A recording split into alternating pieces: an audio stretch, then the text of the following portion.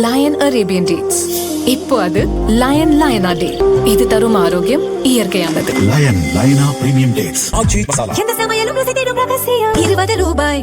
Cooker விசில மறந்து உணவு வீணாகி போச்சா? இனி அந்த கவலையே வேண்டாம். வழங்குகிறோம் உலகின் முதல் விசில் கவுண்டர் குக்கர், புதிய அல்ட்ரா குரோனோ. அல்ட்ரா என்றால் ஆரோக்கியம். தில்லியில் உள்ள தேசிய கூட்டுறவு சர்க்கரை ஆலைகள் இணையம் NFCSF சார்பில் கோவையில் உள்ள இந்திய வேளாண் ஆராய்ச்சிக் கழகத்தின் கரும்பு இனப்பெருக்க நிறுவனத்தில் கரும்பு மரபணு மேம்பாட்டிற்கான சர்வதேச சிறப்பு மையம் துவங்கப்பட்டது. NFCSF தலைவர் ஹர்ஷ்வர்தன் பாட்டீல் இதனை திறந்து வைத்து ஆய்வு செய்தார். தமிழ்நாடு சர்க்கரைத்துறை கூடுதல் இயக்குநர் அருண்ராஜ், கரும்பு இனப்பெருக்க நிறுவனத்தின் இயக்குநர் கோவிந்தராஜ் ஆகியோர் இதுகுறித்து விளக்கம் அளித்தனர். சுகர் பிரீடிங் இன்ஸ்டிடியூட்ல ஒரு சென்டர் ஆஃப் எக்ஸலன்ஸ் நம்ம வந்து எஸ்டாப்ளிஷ் பண்ண போகிறோம். ஏன் எஸ்டாப்ளிஷ் பண்ண போகிறோம் அப்படின்னா, தமிழ்நாட்டில் 1.31 lakh ஹெக்டேர்ஸ், அதுதான் வந்து அந்த அவ்வளோ ஏரியாவில் தான் வந்து நம்ம சுகர் கேன் வந்து இப்போ வந்து போடுறோம். அது வந்து கடந்த காலத்தை விட இன்றைய காலத்தில் குறைந்து கொண்டே வருகின்றது. ஒவ்வொரு வருஷமும் வந்து கம்மியாயிட்டே வருது. இது வந்து ஏன், எந்த காரணத்தினால வந்து இவ்வளவு வந்து குறைகின்றது அப்படின்னு சொல்லிட்டு ஆராய்வதற்காகவும், எப்படி இதை அதிகப்படுத்தலாம் அப்படின்னு சொல்லிட்டு செயல்படுத்துவதற்காகவும் இது ஒரு முதல் முயற்சி. நம்ம மாநிலத்தை பொறுத்த வரைக்கும் நீங்கள் பார்த்தீங்கன்னா, கள்ளக்குறிச்சி, திருவண்ணாமலை, கடலூர் மற்றும் தருமபுரி இந்த மாதிரி மாவட்டங்களில் மட்டும்தான் வந்து நல்லபடியாக வந்து சுகர் கேன் வந்து நிறையா வந்து போடுறோம். ஆனால் பிற மாவட்டங்களில் கிட்டத்தட்ட தோராயமாக வந்து 40 சுகர் மில் வந்து நம்ம ஸ்டேட்டில் வந்து இருக்குது. 40 sugar mills including cooperative, government and private sugar mills இருக்குது. ஆனால் ஒவ்வொன்றும் வந்து வெவ்வேறு நிதி நிலைமையில் வந்து இருக்குது. ஸோ அது எப்படி நம்ம வந்து இந்த சுகர் கேன் ஏரியா வந்து இம்ப்ரூவ் பண்ணாதான் அனைத்து மாவட்டங்களுக்கும் பரவலாக இந்த சுகர் கேன் கல்டிவேஷன் வந்து இன்க்ரீஸ் பண்ணுறதுக்கு இந்த சென்டர் ஆஃப் எக்ஸலன்ஸ் வந்து ஆராய்ச்சி செய்து பல அட்வைஸ் வந்து வழங்க இருக்கின்றது. அதற்கு வந்து இது ரொம்பவே வந்து பயன்படும். அது மட்டும் இல்லை, சுகர் கேன் செக்டரை பொறுத்த வரைக்கும் இப்போ வந்து எத்தனால் அது வந்து ஒரு பெரிய ஒரு செக்டராக வந்து வளர்ந்து கொண்டு இருக்கின்றது. பல நல்ல ஃபியூச்சரில் நல்ல பொட்டென்ஷியல் இருக்குது. அது மட்டும் இல்லை, CBG அதாவது கம்ப்ரெஸ்ட் பயோகேஸ், அதுவும் வந்து ஒரு பெரிய ஃபியூச்சரில் வந்து நல்ல பொட்டென்ஷியல் இருக்கிற செக்டர். ஸோ அந்த செக்டரையும் வந்து நல்ல வளர்ச்சி அடைய இருக்கின்றது. இதெல்லாம் வந்து நம்ம தமிழ்நாட்டில் வந்து கொண்டு வரணும். இந்த சுகர் கேன் செக்டர் வந்து கொண்டு வரணும். அதை வந்து எப்படி அந்த விவசாயிகளுக்கு வந்து கொண்டு சேர்ப்பது, விவசாயிகளுக்கு வந்து எப்படி இதை வந்து ஊக்குவிப்பது அப்படிங்கிற எல்லா முயற்சிகளுமே வந்து இந்த சென்டர் ஆஃப் எக்ஸலன்ஸ் வந்து செய்யும். அது மட்டும் இல்லை, இப்போ நம்ம சுகர் கேன் செக்டரை பொறுத்த வரைக்கும் வெவ்வேறு ஸ்பீஷீஸ் அப்பப்போ வந்து நம்ம வந்து ரிலீஸ் பண்ணுவோம், ஆராய்ச்சி செய்து. அதாவது சயின்டிஸ்ட் எல்லாருமே வந்து ரிசர்ச் பண்ணி ஸ்பீஷீஸ் வந்து ரிலீஸ் பண்ணுவாங்க. இப்போதைக்கு நம்ம தமிழ்நாடு பொறுத்த வரைக்கும் CO86032 அந்த ஸ்பீஷீஸ் தான் வந்து நியர்லி 50% வந்து நம்ம வந்து பயன்படுத்தி கொண்டு இருக்கின்றோம். ஸோ இந்த ஸ்பீஷீஸ் வந்து நம்ம வெவ்வேறு பாசிட்டிவ்ஸ் இருக்குது, சில நெகட்டிவ்ஸ் இருக்குது. அந்த நெகட்டிவ்ஸ் தான் எப்படி பாசிட்டிவாக வந்து மாற்றணும் அப்படிங்கிறதுக்கும் வந்து ரிசர்ச் பண்ணுவாங்க. அதாவது ஒரு சுகர் கேன் ஸ்பீஷீஸ் எப்படி ரைஸ், வீட் இருக்கோ அது மாதிரி வந்து ஒரு சுகர் கேன் அந்த ஸ்பீஷீஸ் வந்து ரிலீஸ் ஆகிறதுக்கு கிட்டத்தட்ட 12 to 14 வருஷம் வந்து ஆகும்.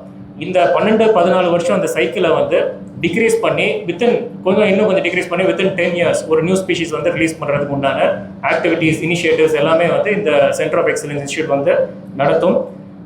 முக்கியமாக வந்து இந்த இயர் வந்து நீங்கள் பார்த்தீங்கன்னா பல இந்த மாதிரி எல் நீனோ அந்த மாதிரிலாம் வந்து நமக்கு வந்து இந்த கிளைமேட் இஷ்யூஸ்லாம் வந்து வர இருக்கின்றது. அது மட்டும் இல்லை, அது ஃபியூச்சரில் எதிர்காலத்தில் கூட எல் நீனோ திருப்பி வரலாம், அல்லது லானினா வரலாம். அந்த மாதிரி வந்து வெவ்வேறு ஈவெண்ட்ஸ் வந்து நடக்கலாம்.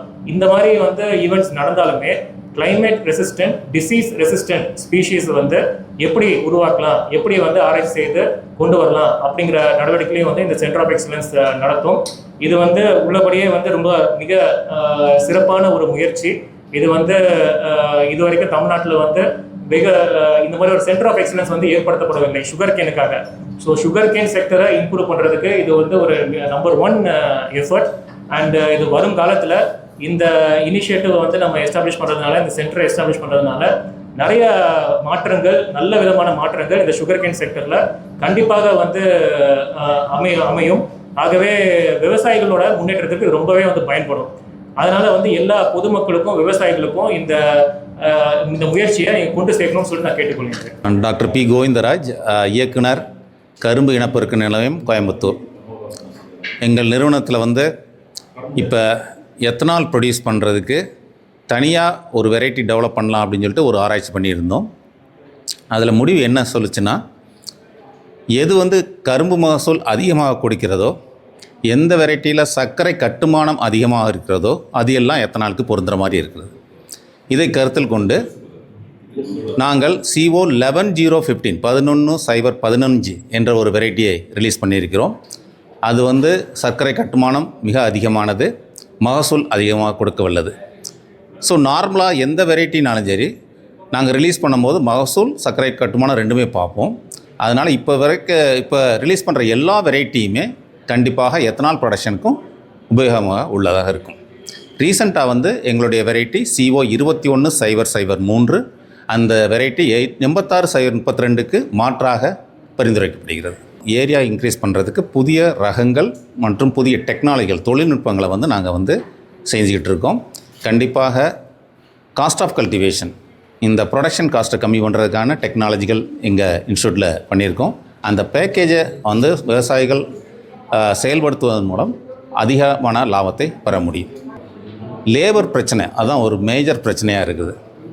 லேபர் அவைலபிலிட்டி இல்லை, லேபர் காஸ்ட் வந்து ரொம்ப ரொம்ப அதிகமாக இருக்குது. இந்தியாவிலே பார்த்திங்கன்னா தமிழ்நாட்டில் தான் அதிகமான லேபர் காஸ்ட் அதிகமாக இருக்குது. ஸோ அதுக்கு வந்து மெக்கனைசேஷன் கண்டிப்பாக பண்ணணும். இப்போ ஹார்வெஸ்டிங்கு ஆல்ரெடி மிஷின்ஸ் வந்துக்கிட்டு இருக்குது. அது போக பிளான்டிங் மற்ற ஆப்ரேஷன்ஸ்க்கும் மினி இம்ப்ளிமெண்ட்ஸ் சின்ன வயல்களுக்கு ஏற்றவாறு ஒரு இயந்திரங்களை உருவாக்கி கொண்டிருக்கிறார்கள். அது வந்துச்சுன்னா கண்டிப்பாக அந்த லேபர் பிரச்சனையை ஓரளவு மேனேஜ் பண்ண முடியும்.